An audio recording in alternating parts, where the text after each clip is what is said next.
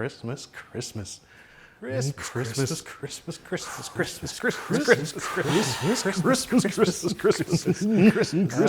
Wow. It is December, I suppose. That means it's time for Christmas lazy game reviews. December, Christmas.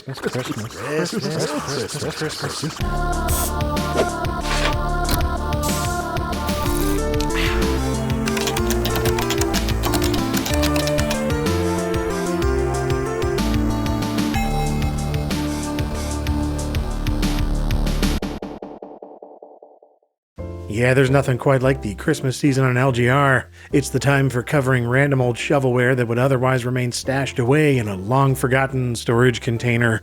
But every so often I have an urge and a reason to dig through the shareware and freeware sludge of the 1990s again, and that happened recently with the release of EXO Win9X. An ambitious project that intends to not only archive every Windows 95 and 98 game, but make them all immediately playable on a modern OS with no setup required. And while recently perusing this particularly pioneering pack for an LGR Plays video, I stumbled across some Christmas gaming nonsense, both familiar and fresh. With the latter being today's holiday topic, Pack Guy Christmas Edition. As featured in the Pack Pack, a CD-ROM packed with Pac-Man clones packaged in this jewel case packaging that packs a half dozen back-to-back Pack Guys packed into one pack. Specifically though, this is the 1998 retail release, which includes 6 games from the series. Astral Entertainment, Pack Guy's developer, sold their own 10-game version of the disc, also called the Pack Pack, but with that only selling online a quarter-century ago, good luck finding that physically. The retail release though, ValueSoft produced and sold crap loads of them, so it's still very easy to find secondhand for only a few bucks. That said, how the heck did they manage to sell these at all, especially in stores? Because the Pac-Man IP is famously not public domain, far from it. Its rights holders have shown again and again that they're more than happy to take legal action against games that resemble Pac-Man in the slightest, aesthetically or otherwise. And in this case, the publisher of the retail Pack Pack, ValueSoft, other than a floating bow tie and one of the ghosts being green, they weren't even trying to change any Pac-Man similarities. Heck, the cover art even uses the same little triangle slivers in his eyes as Pac-Man, facing the same direction and everything. I truly have no idea how ValueSoft got away with selling this in nationwide retail chains, but flying close to the sun was ValueSoft's whole thing upon its founding in 1997, immediately flooding the shelves of Kmart and Walmart and Office Depot and whatnot with countless shareware and freeware compilation discs, and low-cost retail releases of low-budget, independently produced weirdness. Many were bad, yet oddly intriguing original ideas, but a lot more of them were quote-unquote inspired by larger, more mainstream things and games and movies, hoping to cash in on their popularity. It's a similar route taken by a number of scrappy shovelware publishers, so I'm not surprised ValueSoft took the path of least resistance and sketchiest business. I'm just impressed the Pack Pack in particular made it to retail at all without immediately hitting legal trouble. Emphasis on immediately, but we'll come back to that. For now though, let's take a look at Pack Guy Christmas on Windows 98 and the Pack Pack in general, since there's only so much to see in his seasonal side quest.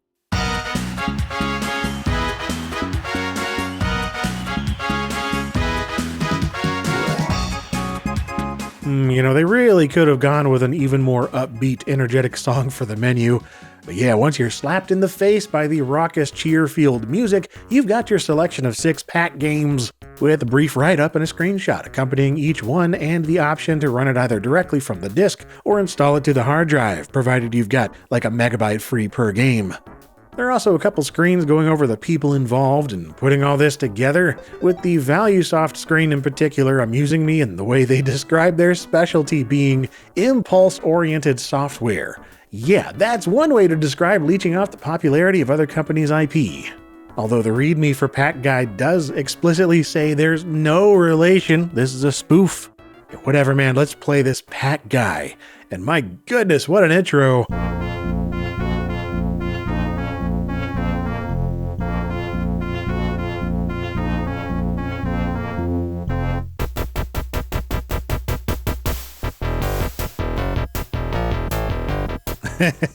Wow, the shamelessness of it all. What a sight. This is from that wondrous time in the 90s where shareware devs made games using whatever the heck they could find, and pretty much no one cared. After all, most of these were distributed for free online, with assets often lifted from movies, TV shows, and of course, other games. Like the MIDI track ripped from Doom, the intro sequence taken from Realms of Arcania 2, the Life Leech skull sprite from Blood, and all the sound effects from Duke Nukem 3D and other random things. No game is back, we didn't pay for shooting up my ride.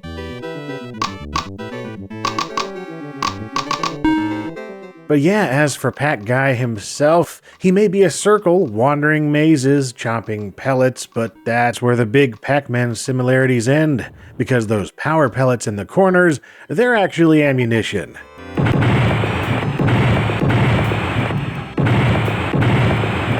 Pack Guy, more like Gat Guy. Despite the lack of appendages, Lil Dude is armed and ready to dispatch enemies by shooting them so long as there's ammo. Otherwise, you're going to have a hard time getting past each foe with their frantic, unpredictable movements, so just start blasting.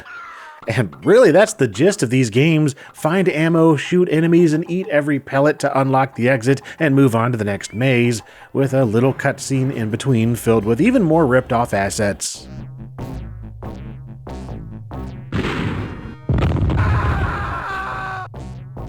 Well, as for the Christmas edition, it starts up with a crash to desktop. That's fun. And looking at the page fault details, that's a familiar DLL to those familiar.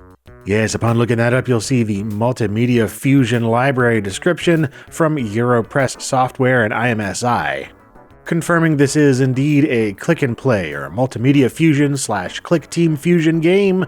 And sure enough, if you look for it on clicktopia.org, you'll see Pack Guy Christmas, and pretty much everything else that Astral Entertainment made was put together with Multimedia Fusion, or some variant of it. Entirely unsurprising if you've ever used any of those game creation kits before. And just looking at the Pack Guy games, you'll see tons of those visual and audio assets that those software packages came with, in addition to all the stuff that was lifted from wherever. But yeah, back to the Christmas edition, and thankfully it's working fine this time. So after a brief little intro screen, there's a very sparse level selection map. There are 2 highly pixelated igloos and a hole at the bottom with guards that'll kill you on contact. What a Christmas gift, more Duke Nukem 3D sound effects. But yeah, just pop into one of the 2 igloos to enter that maze.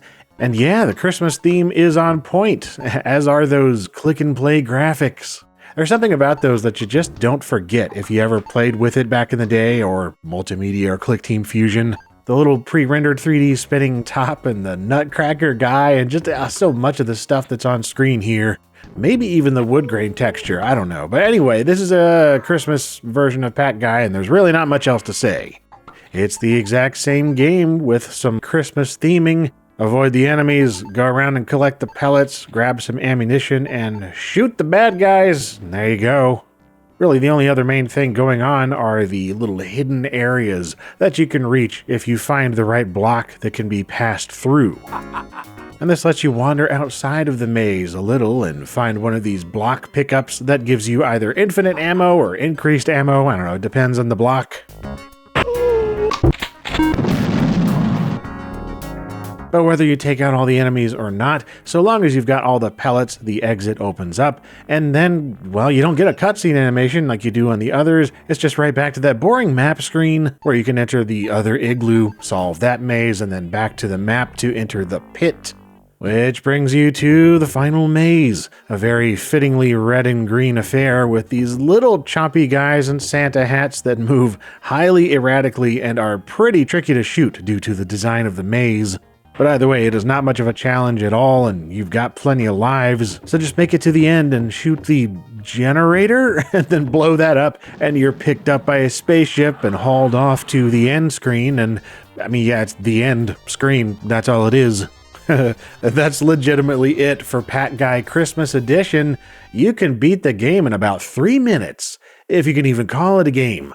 Really, it's more of a seasonal level pack, but it makes sense they'd release it as a standalone thing, cause why not? Every other shareware dev in the 90s promoted their bigger games with little holiday tie-ins, and that's exactly what this is, no more, no less.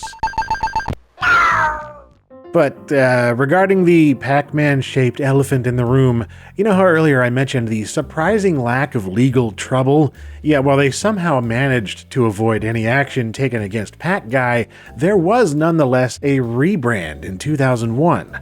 Astral renamed the series P-Guy, gave him sunglasses, and changed his color to green. This happened in the wake of the Hasbro Interactive copyright infringement suits of 2000, which alleged that E-Games, GT Interactive, and several other companies infringed on the rights of Hasbro and their subsidiaries. A suit that settled for an undisclosed sum by April that year, which specifically named unlicensed imitations of Pac-Man, Tetris, and Asteroids by the aforementioned publishers, although not ValueSoft or Pac-Guy. And this is a total detour, but I had to look up one of the alleged offenders, the Mac Arcade Pack, which included an Asteroids ripoff titled Hemorrhoids. The 90s never cease to amuse. Anyway, somehow the Pac-Guy Pac wasn't mentioned in the Hasbro suit, and in fact, Astral Entertainment even went so far as to accuse Hasbro of infringing on their copyright by releasing the Ultimate Pac in 2001 because it also used Pac in the title. But despite any direct legal issues, Astral decided to quote-unquote take the high road and change their name to P-Guy before anything litigious could occur. And also, I presume, so they could start selling merch, with shirts, hats, and hoodies going on sale after the P-Guy rebrand. And they continued making the games for another 4 years before releasing the final entry, R.I.P. Guy, in 2005. Love these titles. But unfortunately, or fortunately depending on how you see it, there was only ever one Christmas version. One that lasts all of 3 minutes. So thank goodness for all the weirdness surrounding Pac-Guy itself. Because otherwise I'd had little to say in this video other than it shamelessly ripped from all kinds of other people's work, got away with it, and made a tidy profit. 'Tis the season, I guess. Merry Christmas! Yeah, let me know in the comments if you were a Pac-Guy fan back in the day, or whatever your favorite Pac-Man clone was from the halcyon days of shareware devs doing whatever the heck they wanted. Regardless though, I hope you enjoyed this odd Christmassy diversion here on LGR. Have yourself a nice holiday season, and as always, thank you for watching. Christmas! Yeah, you too, clone, why not?